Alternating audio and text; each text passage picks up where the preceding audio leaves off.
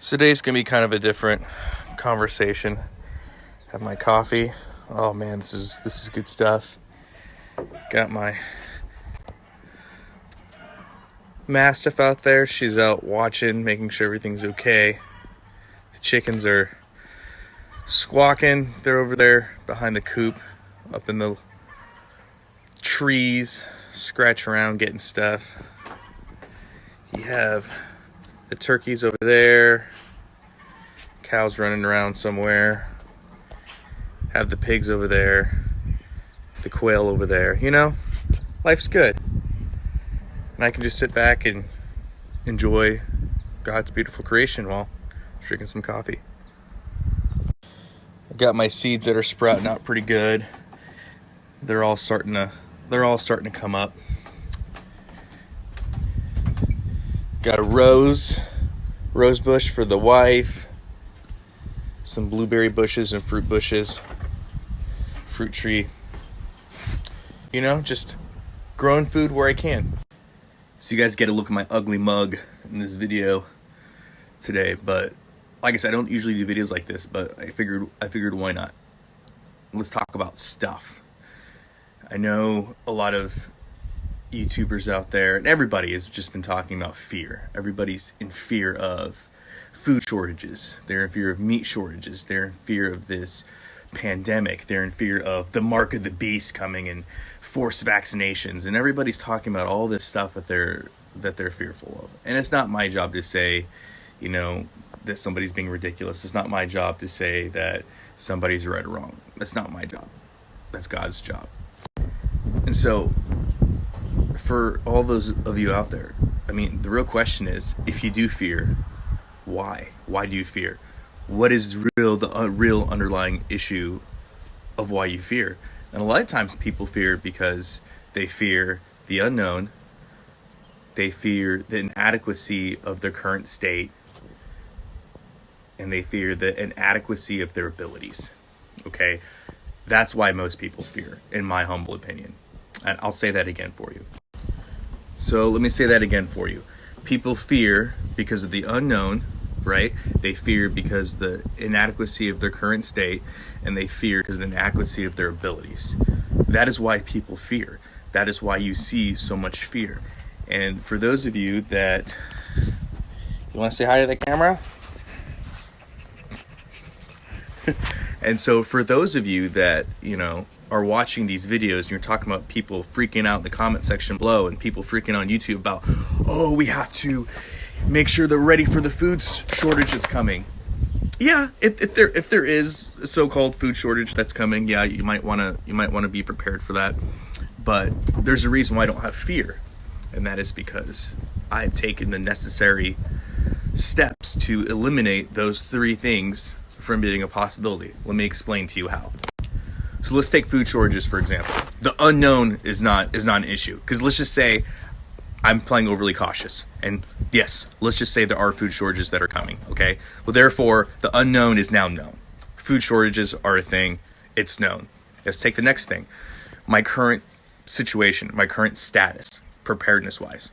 I have enough food to feed my family indefinitely, no problem. I have food on the hoof. I have food in the freezer. I have food in the coop. I have food walking around. I have food in a pen. I have food in the river. I have food. That's not an issue either. I'm not one of these people that stores up thousands of pounds of perishable rice, beans, and stuff that's in a bunker somewhere that gives me an initial survival time of 3 or 4 months, then dwindles down. No, I have food now that is growing, and I can easily ramp that production up if I needed to, which goes on to our third thing. My current abilities. I'm nobody special. I'm just some Joe Blow that has a lot of grass. And guess what? Grass makes steak. Grass makes bacon. Grass makes food. And so I have the ability in 3 years, if I were to just focus on ramping up food production, I could feed a community no problem. I mean, between chickens, quail, rabbits, pigs, cows, ducks, you could do it. You know, so my abilities, like I said, I'm nobody special, but I have an incubator. I know how to use an incubator. I know animals like to breed. Rabbits do their thing. You know what I mean? So I have no reason to fear when it comes to food shortages because all three wickets are taken care of, and they're taken care of quite easily. So I don't have to be the person that has to be scared or it has to be, doom and gloom because I already know what I can do. So let's talk about another scary possibility, right? Let's talk about economic collapse based upon the petrodollar, right? This is a huge thing going on, gas prices, etc. A lot of people are talking about it. So let's say that we have a total economic collapse and we have resource scarcity, meaning we can't get oil. Well, guess what? There's a country that has uniquely had this problem in the past, Cuba, right after USSR fell. Okay, these people cannot get food. There was food shortages, total economic collapse. Everything in their country fell apart, and they're under a dictator. And guess what? We have the blueprint for success. You know what they did to get themselves out of that issue? The government, in all their enlightenment, made a really good decision. They made all arable land able to be used to grow food wherever people may. Every plot of land was to be utilized by the people to grow food. And guess what happened after that? After a short time, the Cuban people ate better than they've ever eaten in the history of their nation. So there's a blueprint for success out there. You just have to follow it. If you already know we're going to have an economic collapse followed by resource scarcity, that's already known to you, right? The unknown is known. And then look at your current preparedness level, which is probably why you're scared. And then you look at your ability level, which is also why you're scared. All you have to do is make those better. And how do you do that? By prioritizing what you can fix, what you can do versus what you can't. You can't prop up the economy. That's not your job. You can't make everybody prepared. That's not your job. But you can prioritize what's important. You can prioritize what you need. And those are the things, believe it or not, no matter what anybody tells you, those are the things that are going to provide the biggest assets for you in any coming collapse or any coming situation. All right, I'm going to have to get real comfortable for this one. I need to drink some more coffee. Let's talk about forced vaccinations. Let's talk about the mark of the beast, 666. So if it's already known to you that there's going to be forced vaccinations, which you believe is going to be 666, and if you don't take it, they're going to cut your head off because it's going to be mandatory, right? So if you know this is a reality, if this is already known to you, then the fear of the unknown is gone because you know it's going to happen. So now we have to talk about what your current preparedness level is, and then we have to talk about what your abilities are. So let's get in the weeds. So Revelations 13:17 says that you cannot buy, sell, or trade without the mark of the beast. So that's really the case. You can't buy, sell, trade, engage in commerce. What's your current ability? Can you grow all your own food? Is your house paid off? Are all your debts paid off? I mean, honestly, what's up with that? If the answer is no, if the answer is you still going to require the system to engage in commerce, that's pretty actionable. And if you really truly believe that the mark of the beast is coming any day now, and you still don't have those things covered, you're way behind the power curve, my dude. Way behind the power curve. So I'd highly recommend that you get a little bit more sustainable in your current approach to preparedness. Next, what are your abilities? Do you have the abilities to jumpstart food production? Do you have the abilities to get debts paid off? Do you have the abilities that you can start now that will help you overcome that challenge that Revelations 13:17 provides you as far as, not engaging in general commerce? If the answer is no, then for me it really comes down to a simple question. Why are you spending so much time on YouTube and the comment section? You should be outside right now, digging, gardening, chickens, the whole 9 yards. Like, that's what you should be spending your time on. You should literally close this video down. Don't watch my stuff. I don't care. Close the video down. Start gardening. Start growing food. Like, right now. Like, that's what you should be doing if you truly believe this. However, I find something interesting happening, and I'll explain to you. Got some loud ones here. Got some quail. What's going on, Cove? Do you like giving the chickens hard times? She's such a sweetheart.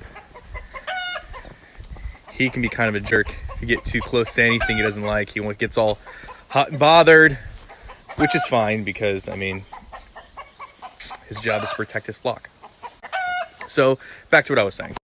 So when it comes to these people that like to spread fear around and really believe in all these horrific things that are about to happen around the corner, which is funny because they've been around the corner since, survivalists became really huge and popular in the 60s and 70s.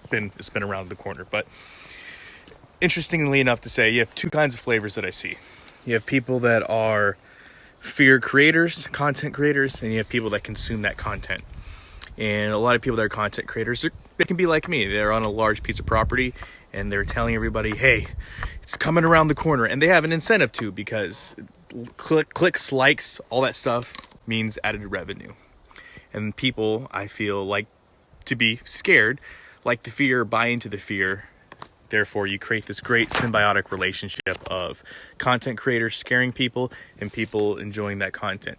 But when it really gets frustrating is when you are trying to be the person of reason. And I get people that will message me, send me emails, talk to me in person. They tell me all these great things they've heard on all these YouTube channels and all these news sites. And they ask me what my opinion is on it. And I tell them, and they're like, yeah, that's like totally not what they're saying. And I'm like, yeah, I know that's not what they're saying, but I mean, use common sense. So that's why I'm making this video. I just want to put some common sense out there. And so, like I said, this is probably going to ruffle a lot of feathers and it's going to make a lot of people upset, but it is what it is. So let's just be real with what we're talking about. Your actions should mirror your beliefs. Your actions should mirror your beliefs. Your actions should mirror your beliefs.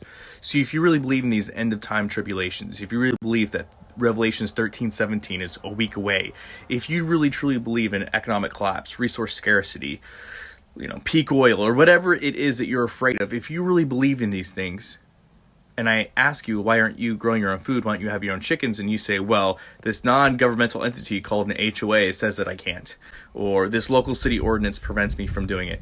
If you give me these excuses and reasons, I don't take you seriously, and here's why.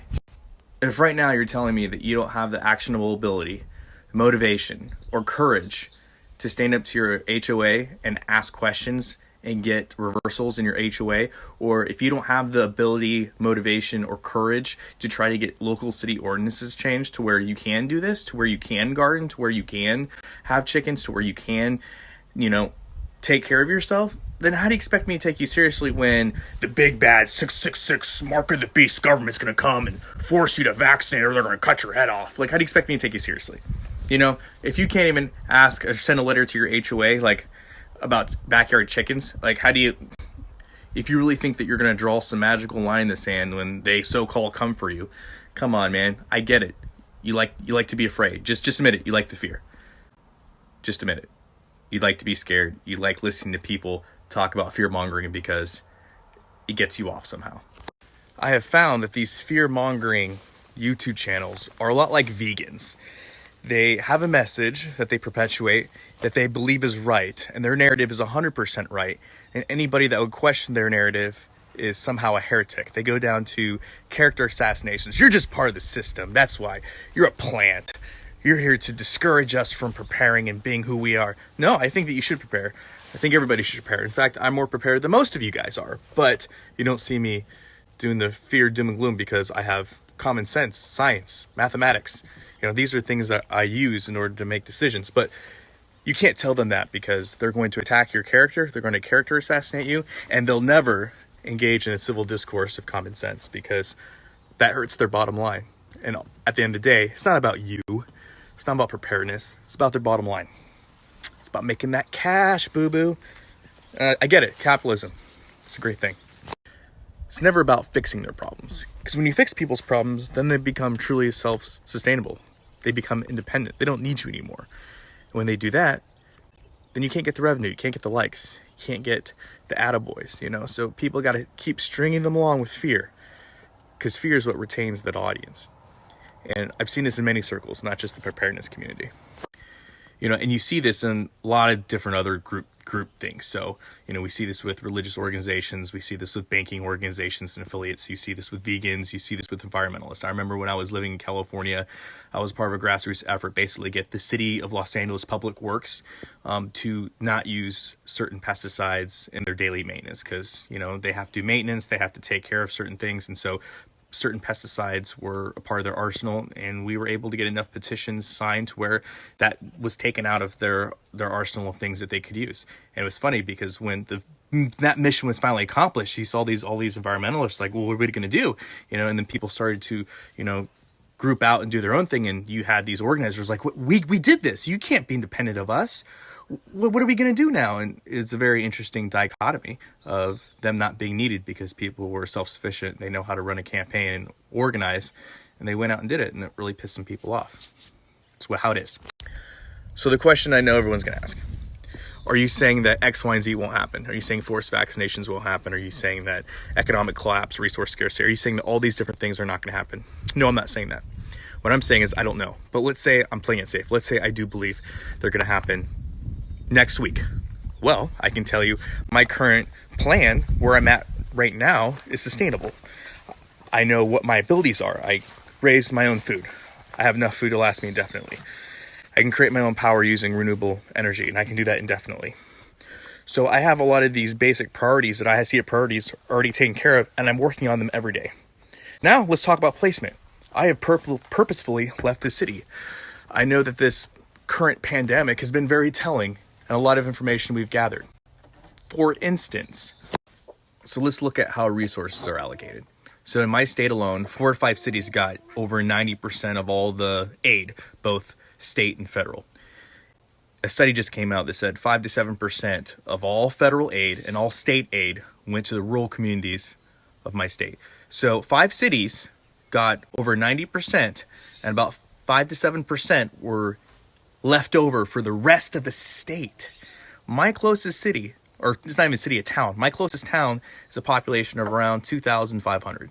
I believe they received from the state a box of hand sanitizer and face masks. So that's a really good feeling. It shows that the state has no vested interest in allocating any resources or funding to my area, to where I live in the rural community. That's really reassuring, because I know I'm not going to see no vaccination bus running around here because they can barely be bothered to give us hand sanitizer and masks. You know, it really couldn't be any easier to be prepared in modern day 2020. You have access to internet, you have access to supplies and resources like never before, and you can understand information better than ever before. It's never been easier to understand what your government response is going to be. You know what resources they have to allocate. You know what your city council's putting out. You know what your local sheriff's department's putting out. You know what your local police departments are putting out. You know what they're going to enforce, how they're going to enforce it, and what resources they have to enforce it. It's never been more simple. But then again, if you're one of these people that thinks that all these bad things are on the horizon and all these bad things are about to happen, but you have more time to focus on debating and arguing with people on YouTube than you do growing your own food and raising your own animals and being sustainable, sorry, man, I don't take you seriously. And I can also say this channel is probably not for you, because like I said, I don't worry and focus my time on all the fear porn that is currently going on and all these conspiracies that are happening and X, Y, and Z. I care about actual work, doing actual things, actually being prepared and sustainable. I focus on real life merit, because at the end of the day, if what you're saying is truly going to happen, I need all the food for my family that I can raise. I need all the power I can generate from my solar panels. I need all the things that I do and prepare to work. So if what you're saying is truly accurate, then I need to keep doing what it is I'm doing already. That's being prepared, being sustainable. Well, hope you guys liked the video, and as always, long live the Republic.